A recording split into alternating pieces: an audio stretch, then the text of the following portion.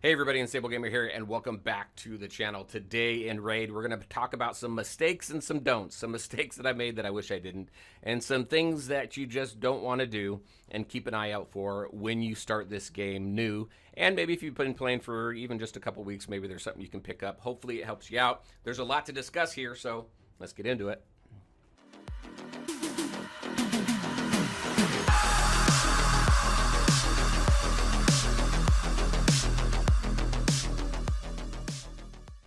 All right, and welcome back. Before we jump into everything, if you haven't tried Raid yet, if you haven't downloaded it, definitely take a look at it. I think it's a really good time. 2025, I think, is a great time to get into Raid. There's a lot of stuff going on, so if you haven't downloaded it, you can use my QR code up over there or the link in the description below. You'll get some great epic support characters. You also get some resources, which we all know are sorely needed in games like this. And when we talk about resources, we are going to be talking about some things that you don't want to do with gems and what are gems best used for and things like that. So let's first talk about when you first download the game. What you don't want to do is don't go in without a plan or go in blind. And what I mean by that is typically a lot of the games that I've played over the years, I've gotten in during an alpha or a beta before global launch, so it's allowed me to kind of build my team as it works through development in the game.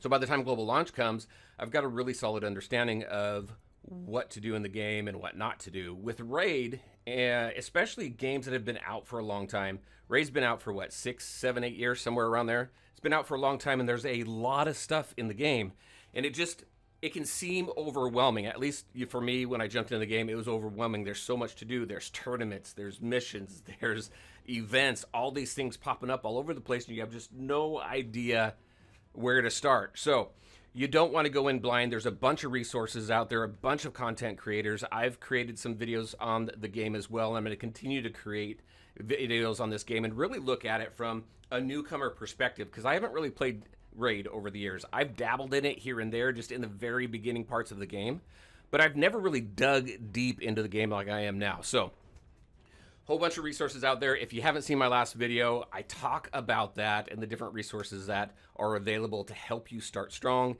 help you gain some knowledge on who's good and who's bad, and who you may want to invest in and who you may not want to. So if you haven't seen it, I'll put a link up to it right over here.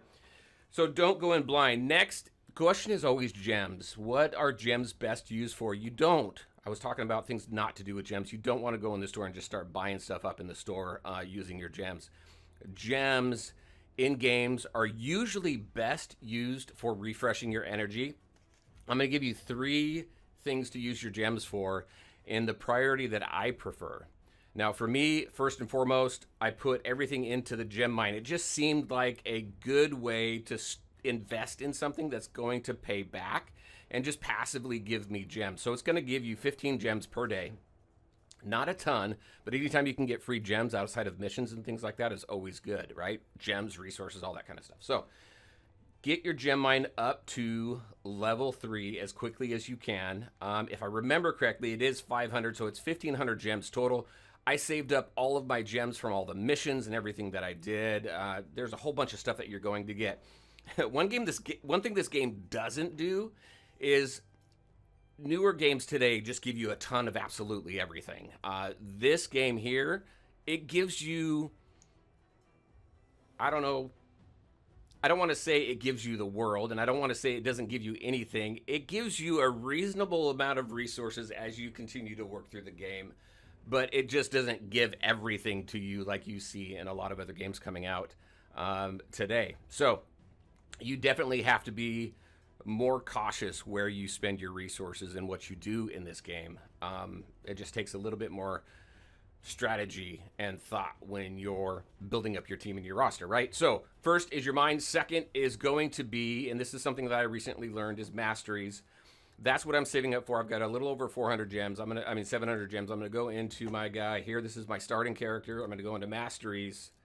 Masteries is like skill trees, right? Where as you put scrolls into them, you're going to get bumps in your stats.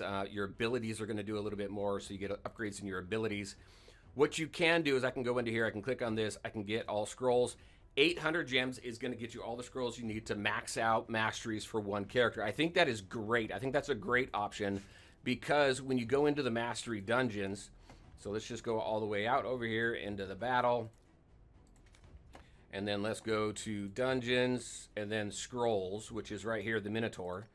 As you go through these dungeons, you take a full team of 5. As you complete the dungeons, only one character on your team is going to get scrolls. So the thought is if you take one character and max them out, spend your 800 gems, max them out on masteries, and then you can farm easier levels if you can do it with 2 characters, right? So if you do it with 2 characters, let's just say you do that, and you can finish, I can finish stage 6 here with 2 characters.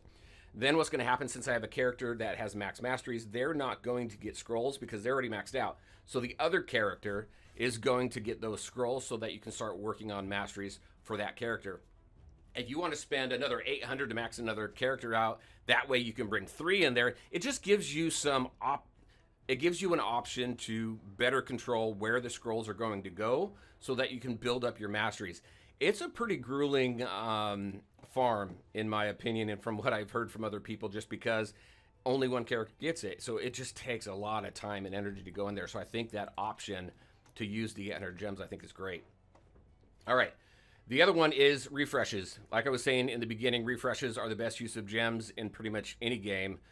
So once you get your mine done, once you get 1 or 2 characters, whatever it is that you want to use to max masteries out, then you're going to use gems to refresh. Now, this is really mainly for free to play, right? If you're pay to play, then you're just going to throw some money into the game. You're going to get some gems. I've done it too. This is not a free to play account. I've thrown some money into the game as well so I can get some stuff back and move just a little bit quicker. But for pay to play, do whatever you want and just enjoy the game and have fun and use the gems. But I would always just, even if you're pay to play, always be mindful of where you're using your gems and use them in the smartest way possible. All right, next is don't waste energy. And what I mean by that, something I wasn't aware of because I'm not really used to it. When you go into a dungeon, and I do auto battles. I'm sure everybody does auto battles. I'll go in here. I'll do my I'll do my multi battles. Let's just say I set it up for 20, and then I'll do continue even if I lose. If it's a more difficult dungeon and you're going to lose more often than you're going to win, by clicking this, you're going to lose energy because it takes energy off of the front end here. So when you do your multi battles, I would suggest taking this off until you know that you are going to win that dungeon more often than not. And I would say 99% of the time, because you really don't want to waste your energy. You don't want to lose energy because that just really limits how much you're going to be able to do in the game. So don't do that. All right, next, don't waste silver. When we go in and you start upgrading your characters, you're going to upgrade their levels, you're going to upgrade their artifacts, you're going to upgrade their accessories. One thing to keep in mind here is as you're leveling them up, be careful not to put too much into these green, so the common and uncommon stuff, right? So your green and your gray. I do level up my rares, but I mainly focus on my epics and my legendaries. So just don't do more than what you absolutely need until you get that next piece of gear, because when you go into it, we're going to talk about that in a minute. When you go into the game, you really want to focus on a few different things. And we'll just jump to that right now. When you go into the game, like I was saying, there is a ton to do in this game, and it can be a little bit overwhelming. So you want to go in with kind of a priority of what you want to do. So here's my top 3 priorities, my top 4 priorities, actually. First is campaign. You want to run through the campaign, get as far as you can, as fast as you can, 3-star every single battle in the campaign on normal, and then you start working through the other difficulties. That's where you want to focus a lot of your energy there, because as you build up and you work through the different difficulties and you get further into the campaign, you're going to unlock the ability to farm different types of armors. And that's the next piece. You really want to farm your gear. Get in there, figure out the sets that you want. I put that gearing guide out. If you haven't seen it, I'll put it up over here as well.